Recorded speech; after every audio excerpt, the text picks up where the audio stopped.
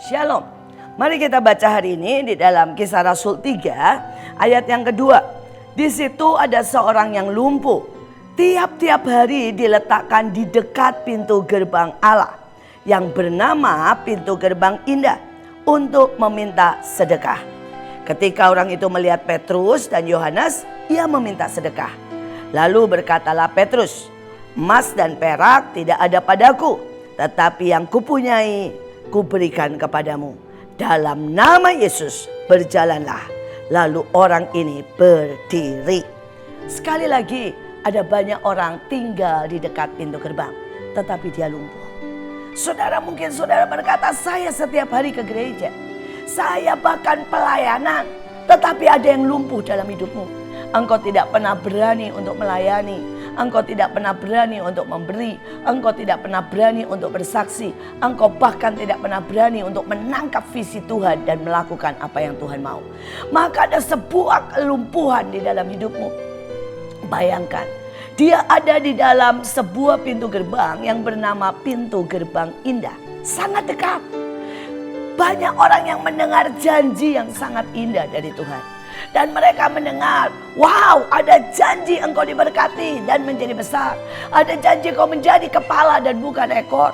Ada janji di mana kau menjadi bintang-bintang yang begitu terang.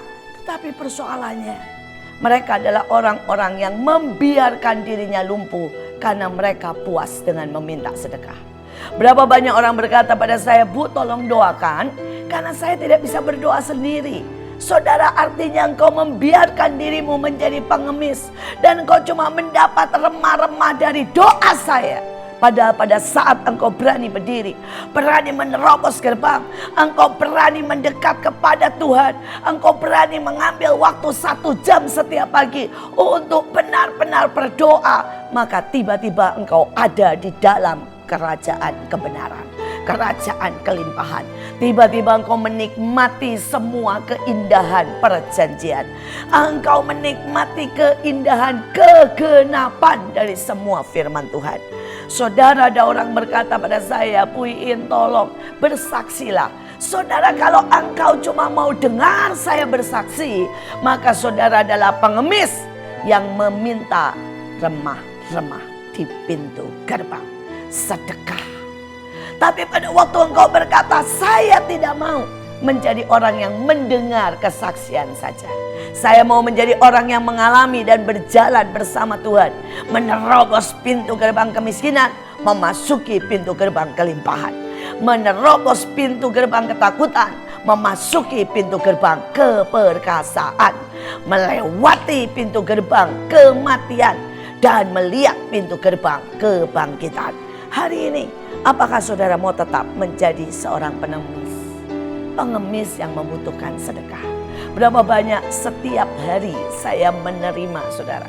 Kadang-kadang bisa puluhan orang meminta berkat.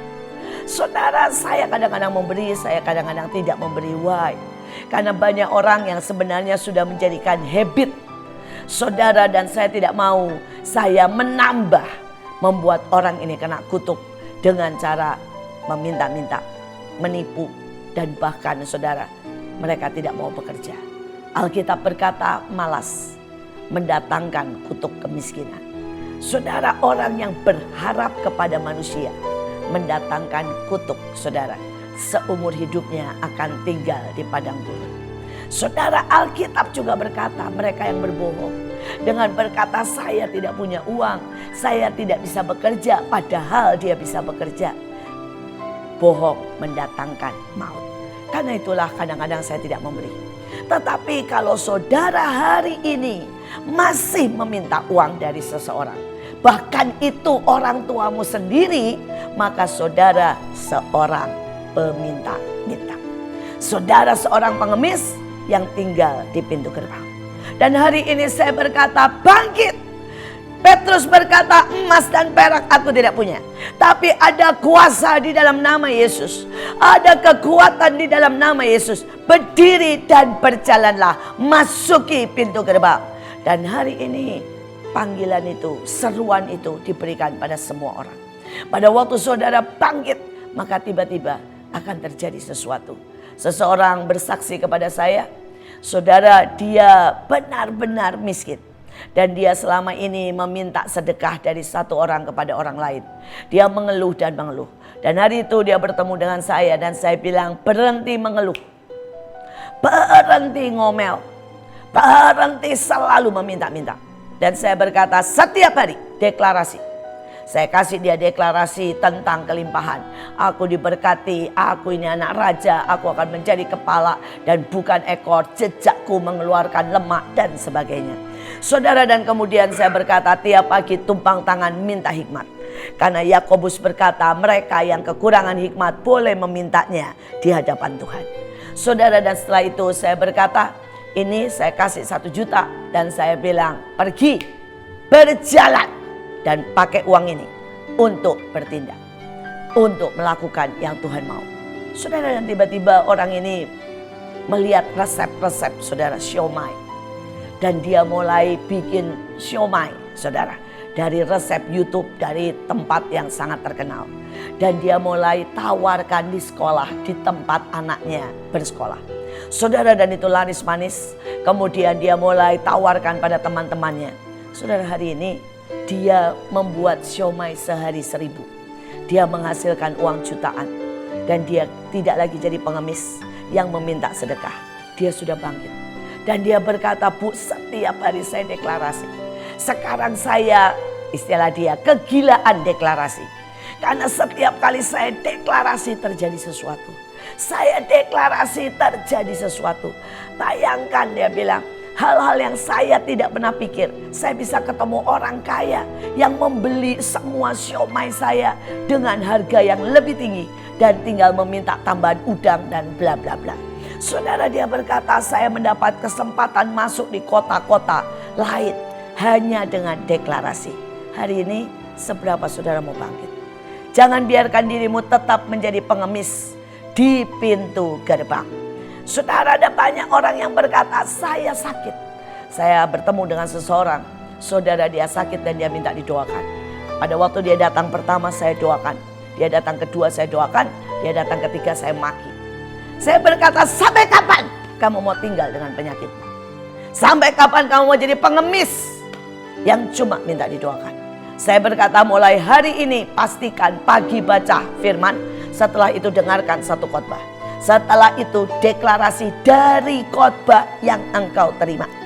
Misalnya di situ dikatakan Tuhan adalah Yehova Rafa, katakan itu. Saudara, dan hari ini orang ini bahkan melayani kesembuhan buat banyak orang. Dia berkata saya sembuh total, Bu.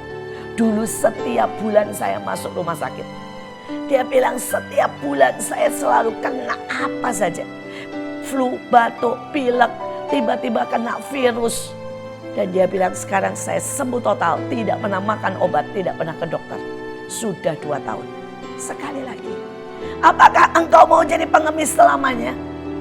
Berapa banyak orang juga mau jadi pengemis cinta. Saudara, berapa banyak anak muda datang ke tempat saya dan berkata, Bu, doakan jodoh. Saya bilang, kenapa? Masih muda, ngapain minta jodoh? Saudara, dan dia bilang, sepi, Bu. Butuh temen, butuh curhat. Berhenti jadi pengemis. Mari mulai melayani banyak orang. Mulai sebarkan kasih. Berhenti tulis hal-hal melok di status saudara. Tulis hal-hal yang memberkati. Saudara, buat setiap orang. Kalau saudara itu ceria. Kalau saudara positif. Kalau saudara punya percaya diri yang baik. Maka itu sangat menarik lawan jenismu. Pada waktu saya mendidik banyak orang. Tiba-tiba kepribadiannya berubah. Tiba-tiba dia menjadi orang yang positif. Yang selalu memberi perhatian kepada orang. Tepuk sedikit temanmu yang lagi sedih. Dan berkata, hai, emangnya kenapa? Kasih senyum yang paling manis. Mendadak saudara menjadi bintang di manapun. Saudara jadi bintang di pekerjaan. Jadi bintang di sekolah. Dan engkau akan kelimpahan dengan kasih. Berhenti menjadi pengemis. Bangkit masuki gerbang indah yang disediakan bagi engkau. Tuhan Yesus memberkati.